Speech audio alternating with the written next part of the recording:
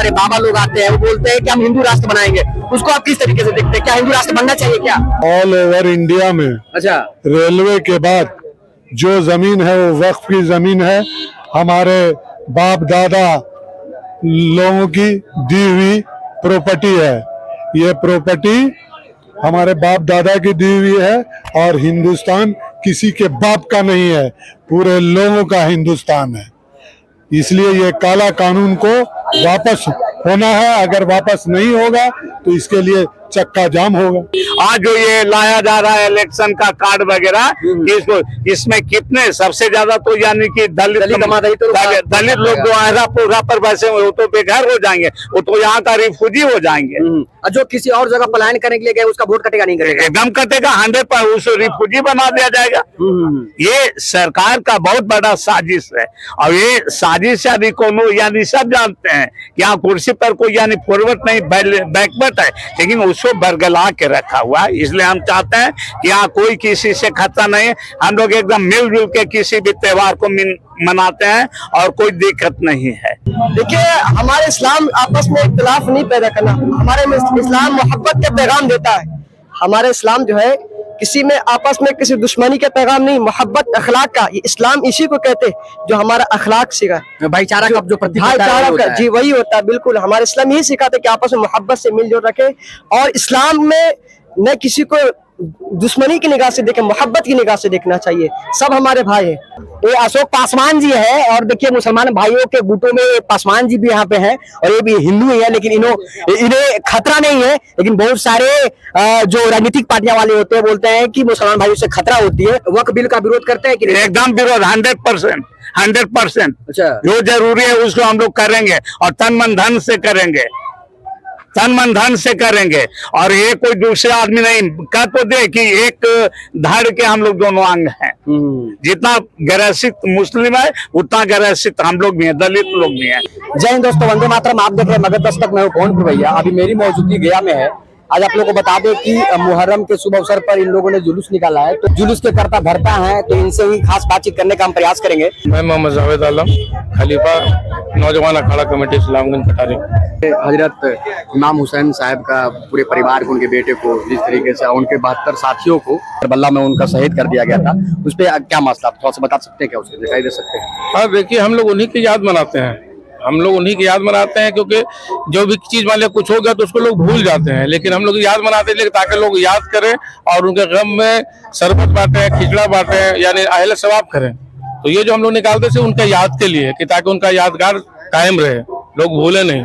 हर एक साल के बाद 30 वर्ष भी आप लोग पूरा धूमधाम से ही आप लोग जुलूस निकाल रहे हैं? हाँ, हर वर्ष की तरह इस बार भी हम लोग निकाल रहे हैं, धूमधाम से निकाल रहे हैं। नौजवान अखाड़ा कमेटी की तरफ से देख रहे थे, उसमें वक्फ बिल का विरोध किया जा रहा था, काला कानून का विरोध किया जाता, उस पर जिक्र किया जा रहा था।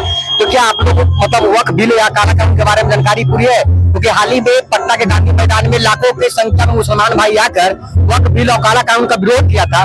बिल्कुल, जैसे हम लोगों के बाप दादा की प्रॉपर्टी जो वक्फ की गई है उसमें सरकार हस्तक्षेप कर रही है, तो जाहिर सी बात है सरकार को ये काला कानून वापस लेना होगा। और 29 तारीख को पटना के गांधी मैदान में आप देखे होंगे मीडिया के माध्यम से कि बहुत सारे मुसलमानों ने, कई लाख मुसलमानों ने इसमें विरोध जताया है और हम लोग सरकार से निवेदन करेंगे कि सरकार इस कानून को वापस ले और नहीं तो इससे बड़ा आंदोलन हम लोग करेंगे। वक्फ का जमीन क्या गया जी में भी है? वक्फ का जमीन, वक्फ की जमीन हर जगह पे है और वक्फ ये मुसलमानों का अपना एक कानून है, ये मुसलमानों का अपना कानून, हम लोग हमारे पूर्वजों ने दिया है वक्फ की जमीन को, और इस पे सरकार अपने दावा जमाना चाह रही है, तो गलत है। विपक्ष पार्टी के सारे नेता को देख रहे थे कि आप लोग को सपोर्ट में है, मतलब इससे क्या लग रहा है कि 2025 विधानसभा का चुनाव के लिए ऐसा कर रहा है कि आप लोग हर समय मतलब विपक्ष वाले साथ रहते हैं? नहीं, चुनाव से इसका कोई लेना देना नहीं है। अच्छा। जो सही चीज है उसको सारे लोग मिलकर के कर रहे हैं। इसमें हमारे तेजस्वी जी भी आवाज उठाया, सारे जो भी इंडिया अलायंस के नेता है सारे लोगों ने आवाज उठाया।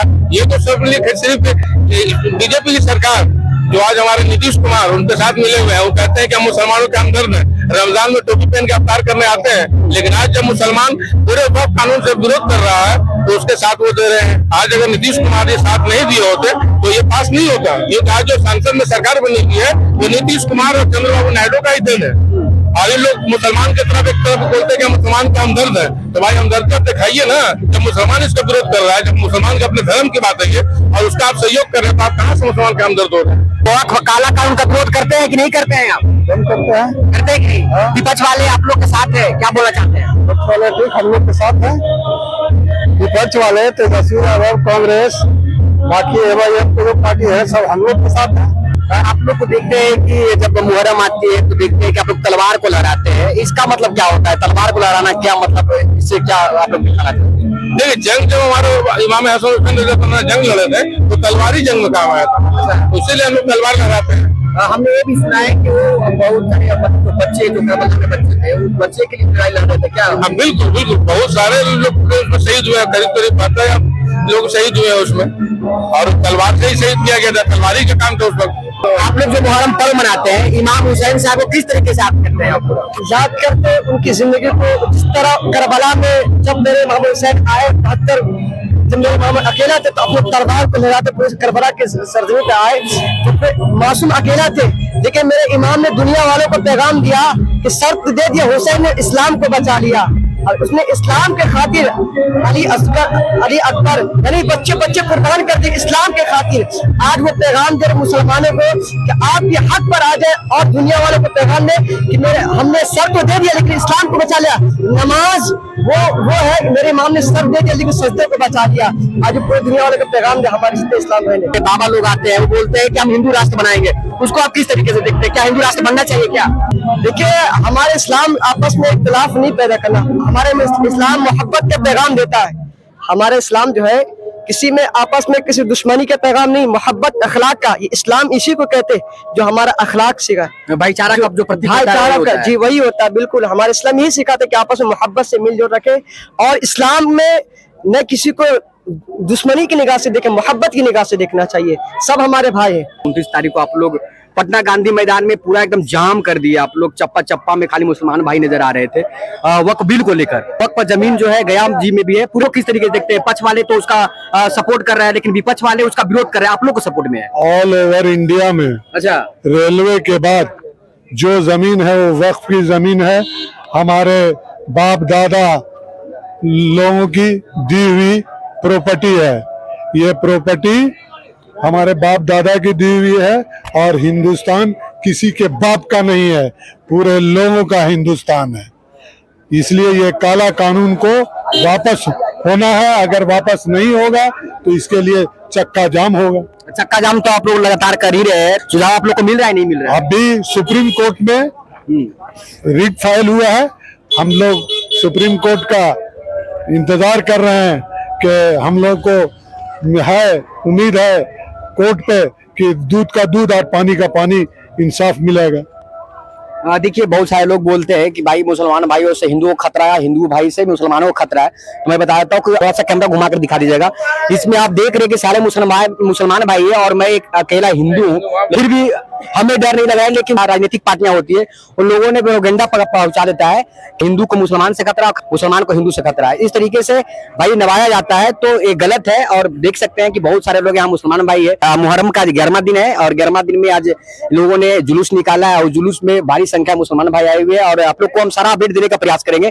वीडियो को देखिएगा और वीडियो को दबाकर शेयर कीजिएगा। ये अशोक पासवान जी है, और देखिए मुसलमान भाइयों के गुटों में पासवान जी भी यहाँ पे हैं, और ये भी हिंदू ही है, लेकिन इन्हें खतरा नहीं है। लेकिन बहुत सारे जो राजनीतिक पार्टियां वाले होते हैं बोलते हैं कि मुसलमान भाइयों से खतरा होती है, तो ये भी थोड़ी जानकारी देंगे हमें। सबसे पहला आपको मीडिया के माध्यम से मैं बताना चाहता हूँ कि यहाँ कोई किसी को खतरा नहीं है। यहाँ दलित मुसलमान एक पक्ष पर, हम दलित हैं, ये मुसलमान हैं, और दोनों हम लोग यानी कि एक धाड़ के दोनों अंग हैं।